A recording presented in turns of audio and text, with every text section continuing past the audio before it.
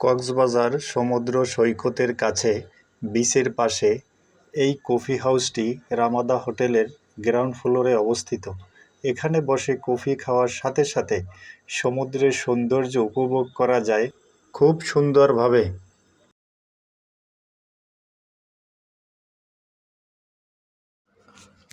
কক্সবাজার সমুদ্রের পাশে ছোট বড় অনেক হোটেল আছে, কিন্তু এরকমের স্ট্যান্ডার্ড হোটেল খুব কমই আছে সমুদ্রের পাশে।